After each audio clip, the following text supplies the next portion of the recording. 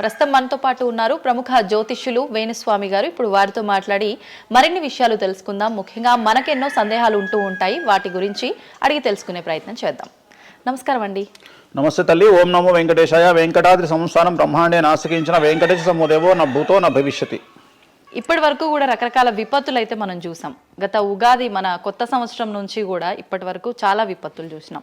అంటే పంచభూతాల్లో ఒక్కొక్కటి ఒక్కొక్క ప్రళయంగా, అగ్ని ద్వారా కావచ్చు, గాలి ద్వారా కావచ్చు, రకరకాలుగా. ఇప్పుడు ఈ గ్రహాల మార్పుల వల్ల ఏవో రాబోతున్నాయని, మొన్న రీసెంట్గా బ్రహ్మంగారి ఇల్లు కూలింది అని, అంటే ఎక్కడ ఏ మూలన ఏం జరిగినా కూడా దాన్ని ప్రతి ఒక్కదానికి లింక్ చేసి దానివల్ల ఏదో దుష్ప్రభావాలు రాబోతున్నాయి, దీనివల్ల ఇబ్బందులు పడబోతున్నారని చెప్పి చెప్తున్నారు. మరి ఈ 2026 మనమైతే ఉగాది నుంచి చూసుకుంటాం, కానీ ఆంగ్ల నూతన సంవత్సరం రాబోతోంది. దీని ద్వారా మనకు ఉగాది వరకు ఈ మధ్య కాలంలో ఎలా ఉండబోతోంది, గ్రహాలు రాశుల పరంగా చూసుకుంటే, పంచభూతాల పరంగా చూసుకుంటే, తర్వాత మనకి ఈ సంవత్సరం మారిన తర్వాత ఎలా ఉండబోతోంది. సో రాబోతున్నటువంటి సంవత్సరం పేరు కూడా చాలా చాలా చాలా కాంట్రవర్షియల్ నేమ్, పరాభవనామ సంవత్సరము. పరాభవము అంటే ఓటమి, అవమానముతో కూడిన ఓటమి అని అర్థం. పరాభవము దుర్యోధనుడికి మయసభలో జరిగినది పరాభవము. సో అలాంటి పరాభవము ఎవరికి జరుగుతుంది అంటే, ఎవరి జాతకంలోనైతే ఏలినాటి శని ఉందో, 6వ స్థానంలో శని ఉన్నాడో, 8వ స్థానంలో శని ఉన్నాడో, 12వ స్థానంలో గురువు ఉన్నాడో, వాళ్లకు ఈ సంవత్సరం సంచలనాలు ఉండబోతా ఉన్నాయి. అది మేషరాశి కావచ్చు, మీనరాశి కావచ్చు, సింహరాశి కావచ్చు. సో ఇలాంటి వారికి ఈ సంవత్సరం పెను సంచలనాలు ఉండేటువంటి అవకాశాలు ప్రస్ఫుటంగా కనిపిస్తా ఉన్నాయి. సో ఇది ఓవరాల్ గా సంవత్సర ఫలితము. ఇక 12 రాశులకు సంబంధించి ముందుగా మేషరాశి కనుక తీసుకున్నట్లయితే, మేషరాశికి ఈ సంవత్సరము ఏలినాటి శని నడుస్తూ ఉంది. సో ఏలినాటి శని ఒక పక్క గురువు బాగాలేడు, ఒక పక్క రాహు బాగాలేడు, ఒక పక్క కేతు బాగాలేడు. సో ఇలాంటి సందర్భంలో పెను సంచలనాలకు కారణభూతమయ్యేటువంటి అవకాశం ఉంది. సో విద్యార్థులకు ఉత్తీర్ణత శాతం తగ్గుతుంది, కోరుకున్న ప్లేస్మెంట్స్ రావు, వీసా రిజెక్ట్ అయ్యే అవకాశం ఉంది. ఉద్యోగస్తులకు పై అధికారుల వల్ల సమస్యలు ఉంటాయి, ప్రమోషన్లు ఆగిపోతాయి. సో బదిలీలు చాలా దూరంగా బదిలీలు అయ్యే అవకాశం కనిపిస్తూ ఉంది. రాజకీయ నాయకులకు ఫెయిల్యూర్స్ కనిపిస్తూ ఉన్నాయి, ఉన్న పదవులు కోల్పోయే అవకాశం కనిపిస్తుంది, ఎన్నికలలో ఓటమి కనిపిస్తూ ఉంది. రైతులకు మొదటి పంట కంటే రెండవ పంట బాగుండే అవకాశం ఉంది. కళాకారులకు, క్రీడాకారులకు అవకాశాలు తగ్గిపోయి ఆదాయం తగ్గిపోయే అవకాశం ఉంది. స్త్రీలకు సంబంధించి భర్తల మధ్యన గొడవలు అయ్యే అవకాశం ఉంది. అలాగే వ్యాపారస్తులకు, బ్యూరోక్రాట్లకు ఈ సంవత్సరం ఏసీబీ, సిబిఐ, సిఐడి లాంటి కేసులు లేదా ఈడీ కేసులు కనిపిస్తూ ఉన్నాయి. ఈ సంవత్సరం ఓవరాల్గా మేషరాశి వాళ్ళని తీసుకుంటే న్యాయపరమైన ఇబ్బందులు, ఆర్థికపరమైన ఇబ్బందులు, ఆరోగ్యపరమైన ఇబ్బందులు, తండ్రికి సంబంధించిన అపమృత్యు గండము, అలాగే న్యాయపరమైన చిక్కులు, వాహన ప్రమాదాలు, భార్యాభర్తల మధ్యన గొడవలు, ఇవన్నీ మేషరాశి వారికి కనిపిస్తూ ఉన్నాయి. మరి ఏం చేసుకోవాలా అంటే, తిరునల్లా శనీశ్వర ఆలయంలో ప్రత్యేకమైన శని పూజ నిర్వహించుకోవడంతో పాటు నలుపు రంగు దుస్తులకు దూరంగా ఉండడము, నలుపు చెప్పులు, నలుపు వాహనాలకు దూరంగా ఉండడము, లెదర్ వస్తువులకు దూరంగా ఉండడము, నలుపు లెదర్ వస్తువులకు దూరంగా ఉండడం వల్ల సమస్యల నుండి గట్టెక్కుతారు. ఏడాదంతా వీటికి దూరంగా ఉండాలి. మరి తర్వాత నెక్స్ట్ వృషభ రాశి. సో వృషభ రాశి వారికి ఈ సంవత్సరం 100కు ఇంచుమించుగా 75% అనుకూలంగా ఉంది. రాహువు, కేతువు, గురువు, శని అనుకూలత కనిపిస్తూ ఉంది. చాలా బాగుండబోతా ఉంది. ఈ సంవత్సరం మే నుండి విపరీతమైన రాజయోగం పట్టబోతా ఉంది. చాలా అనుకూలంగా ఉంది. విద్యార్థులకు ఉత్తీర్ణత శాతం ఉంటుంది. స్త్రీలకు అనుకూలమైన ఫలితాలు ఉంటాయి. స్త్రీలకు మీ ఇంట్లో కమాండింగ్ అంతా మీదే ఉంటుంది. రాజకీయ నాయకులకు ఎన్నికలలో విజయాలు సాధిస్తారు. డబ్బులు ఎక్కువ ఖర్చైనా విజయాలు సాధిస్తారు. అలాగే రైతులకు 2 పంటల దిగుబడి, రాబడి బాగుంటుంది. విద్యార్థులకు కోరుకున్న ప్రదేశాల్లో సీట్లు వస్తాయి. ఉత్తీర్ణత శాతం పెరుగుతుంది. అవివాహితులకు వివాహ యోగ సూచనలు కనిపిస్తున్నాయి. సంతానం లేని వారికి సంతాన యోగం కనిపిస్తూ ఉంది. వ్యాపారస్తులకు, అన్ని రంగాల వ్యాపారస్తులకు అనుకూలమైన ఫలితాలు ఉండబోతా ఉన్నాయి. క్రీడాకారులకు, కళాకారులకు అవకాశాలు, ఆదాయము పెరుగుతాయి. ఓవరాల్గా ఈ సంవత్సరం పూర్తి స్థాయిలో మీకు ఎటువంటి సమస్యలు కనిపించడం లేదు. చాలా బాగుంది కాబట్టి మీకు ఎటువంటి రెమెడీస్ అవసరం లేదు. వీలైతే సోమవారం నాడు శివాలయంలో రుద్రాభిషేకాన్ని నిర్వహించుకోండి. సో నెక్స్ట్ మిథున రాశి. ఈ సంవత్సరం ఏదైనా రాశి 100కు 110% అనుకూలంగా ఉంది అంటే మిథున రాశి. సో గురువు, రాహువు, కేతువు అన్ని గ్రహాలు అనుకూలంగా ఉన్నాయి. పట్టిందల్లా బంగారంగా ఉంటుంది. గురువు అతిచారం వల్ల మీ జాతకం చాలా బాగుండబోతా ఉంది. గత 10 సంవత్సరాల నుండి మీరు పడుతున్నటువంటి కష్టాలన్నీ తొలగిపోయే అవకాశాలు కనిపిస్తూ ఉన్నాయి. సో కొత్త స్పీడ్తో ముందుకు వెళ్ళండి, కొత్త ఆలోచనలు చేయండి, ఎంత గొప్పగా జీవితంలో ముందుకెళ్లాలో ప్లాన్ చేయండి, చాలా గొప్పగా ఆలోచించండి, చిన్నగా ఆలోచన చేయకండి. గురువు విపరీత రాజయోగాన్ని ఇవ్వబోతా ఉన్నాడు. దైవబలం మీకు అనుకూలంగా ఉంది, గురుబలం మీకు అనుకూలంగా ఉంది, శనిబలం మీకు అనుకూలంగా ఉంది. కాబట్టి కొత్త వ్యాపారాలు ప్రారంభించండి. విపరీతమైనటువంటి చాలా గొప్పగా కలలు కనండి. ఆ కళలను సాకారం చేసుకునే దిశగా ప్రయాణం చేయండి. విద్యార్థులకు అనుకూలంగా ఉంది, ఉద్యోగస్తులకు అనుకూలంగా ఉంది, వ్యాపారస్తులకు అనుకూలంగా ఉంది, రైతులకు 2 పంటలు అనుకూలంగా ఉంది.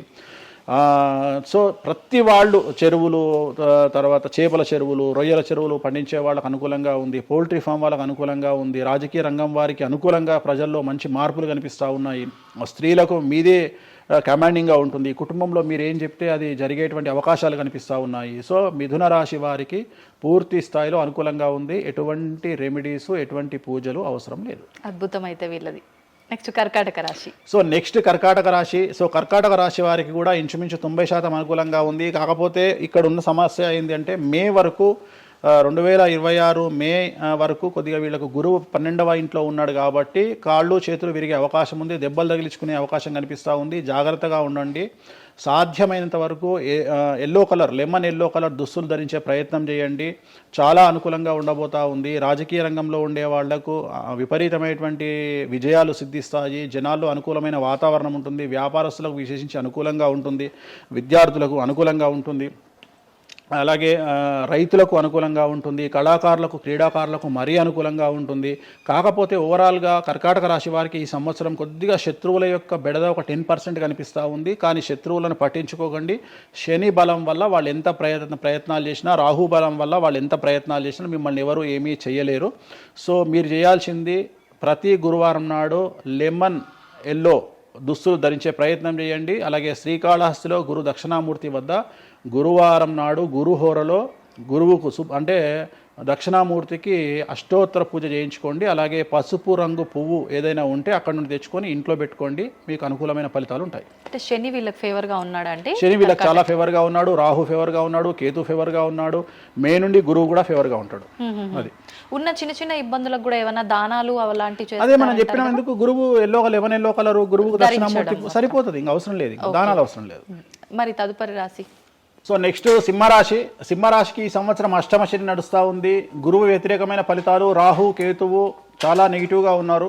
సో ఇంచుమించుగా 4 గ్రహాలు వ్యతిరేకమైన దిశలో ఉన్నాయి. అష్టమ శని అంటే తల్లికి ఆరోగ్యపరమైన ఇబ్బందులు ఉంటాయి, మానసికమైన ఇబ్బందులు ఉంటాయి, శారీరకమైనటువంటి అనారోగ్య సమస్యలు ఉంటాయి, అలాగే ఆర్థికపరమైన ఇబ్బందులు, న్యాయపరమైన చికాకులు ఉంటాయి. జాగ్రత్తగా ఉండండి. నలుపు రంగు దుస్తులకు దూరంగా ఉండండి. విద్యార్థులకు సమస్యలు, ఉద్యోగస్తులకు సమస్యలు, వ్యాపారస్తులకు సమస్యలు, ఈడీ కేసులు, పోలీస్ కేసులు, బ్యూరోక్రాట్స్కు సిబిఐ కేసులు, రైతులకు పంటల దిగుబడిలో నష్టము, కళాకారులకు, క్రీడాకారులకు వాళ్ళ అవకాశాలను ఇతరులు దక్కించుకునేటువంటి అవకాశం కనిపిస్తూ ఉంది. స్త్రీలకు భార్యాభర్తల మధ్యన గొడవలు. సో ఓవరాల్గా సింహరాశి వారికి ఏ రంగంలో వారైనా సమస్యలు కనిపిస్తూ ఉన్నాయి. అష్టమ శని ప్రభావం కనిపిస్తూ ఉంది కాబట్టి నలుపు రంగు దుస్తులకు దూరంగా ఉండండి. తిరునల్లార్ శనీశ్వర ఆలయంలో ప్రత్యేకమైన శని పూజను నిర్వహించుకోవడం ద్వారా సమస్యల నుండి గట్టెక్కుతారు. ఓకే.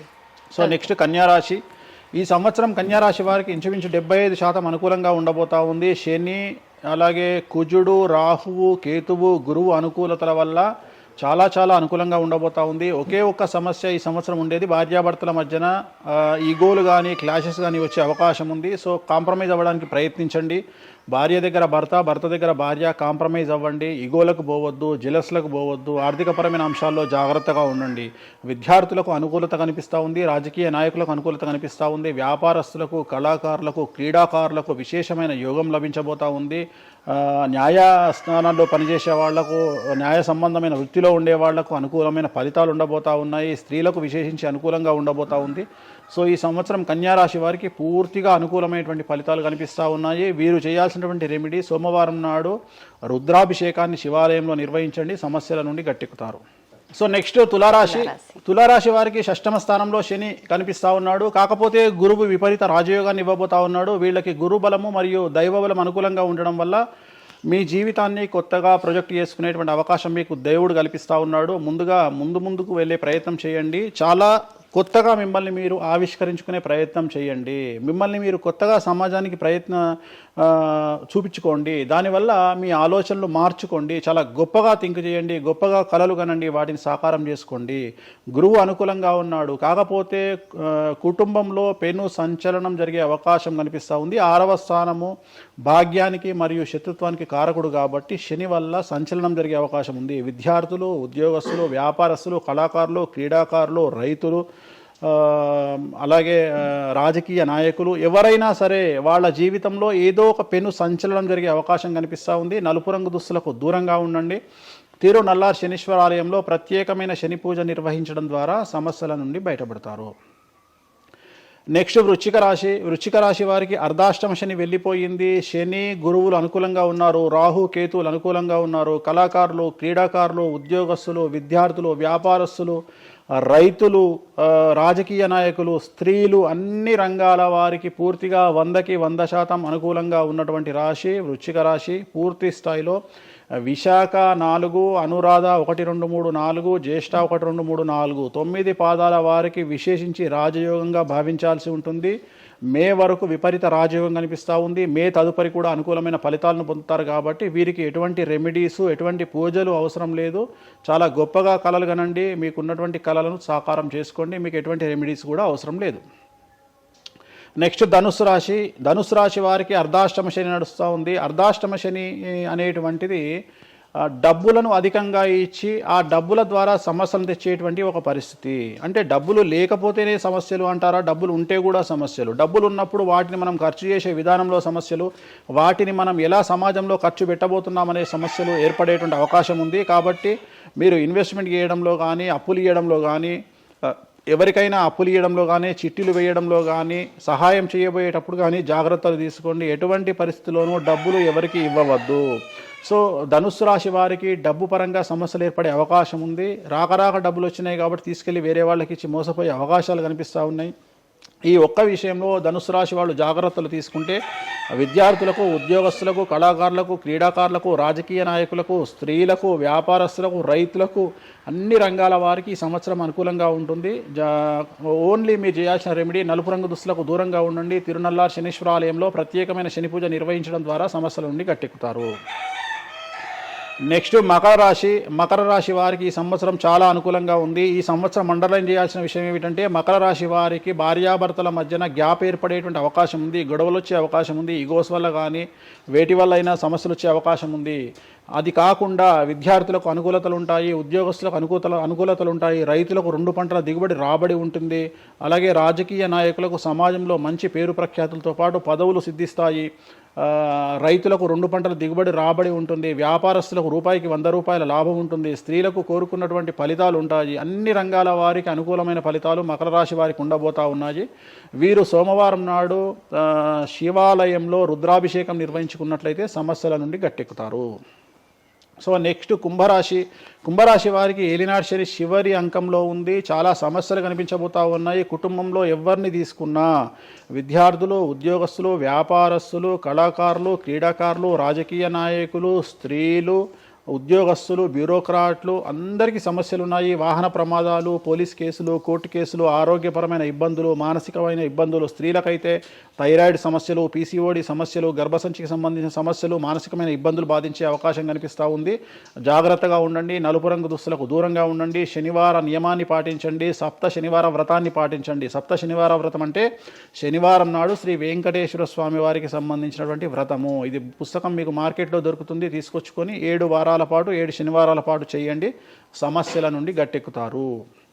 ఇక చివరిది లాస్ట్ది అనేటువంటిది మీనరాశి వారికి ఈ సంవత్సరం జన్మశని నడుస్తూ ఉంది. జన్మశని చాలా డేంజరస్గా ఉండబోతూ ఉంది.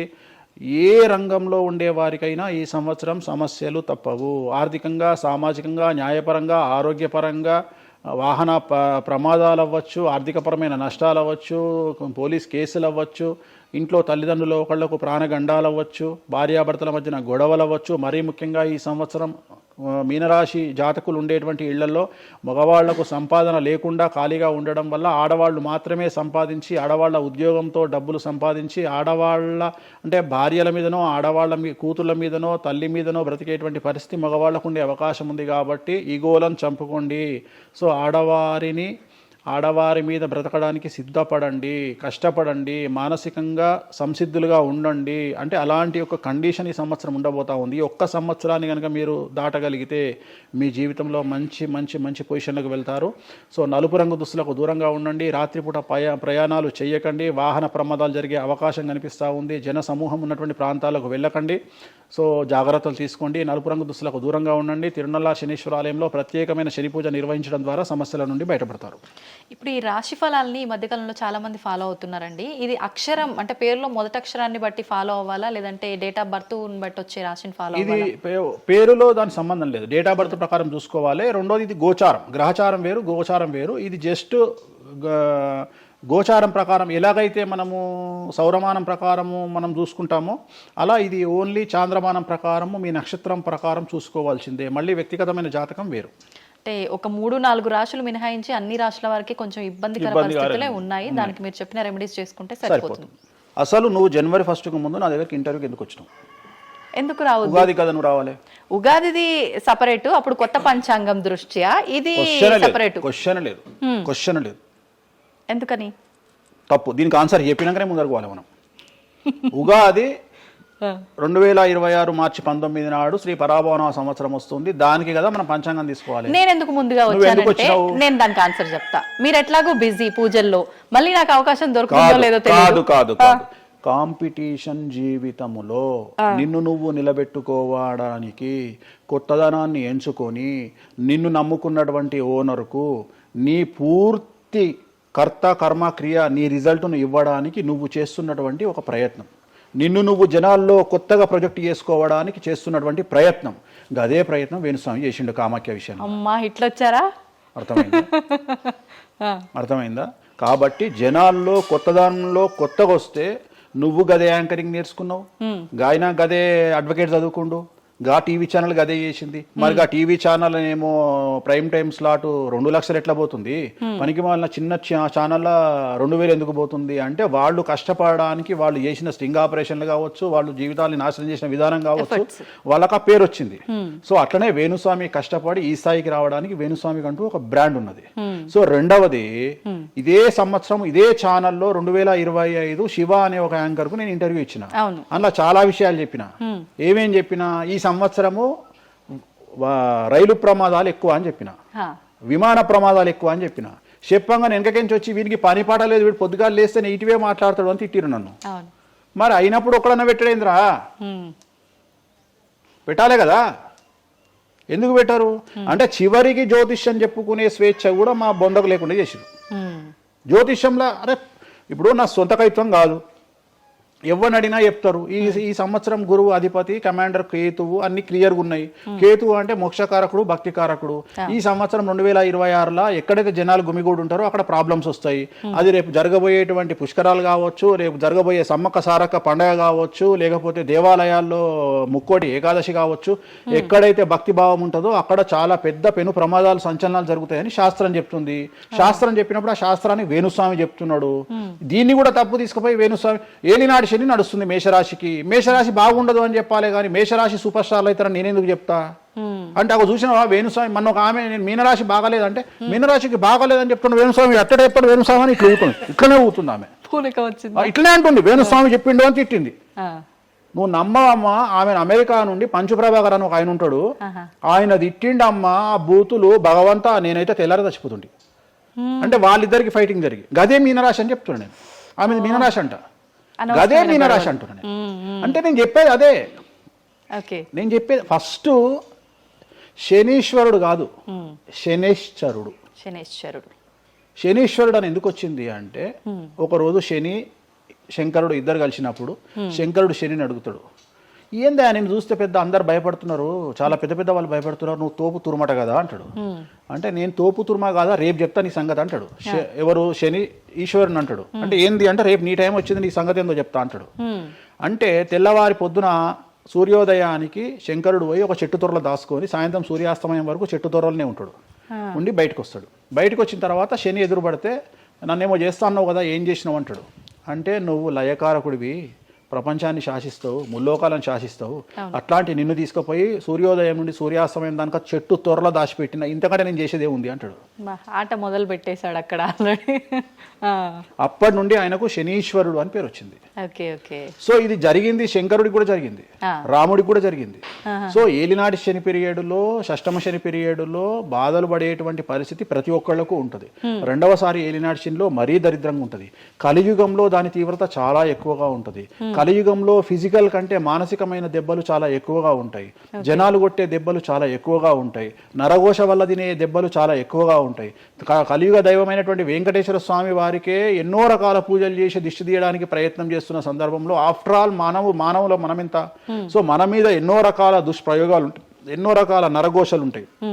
సో ఇవన్నీ జనాలకు తెలియజేయాల్సిన బాధ్యత ఒరిజినల్ పండితుడిగా, ఒరిజినల్ జ్యోతిష్కుడిగా నా మీద ఉంది.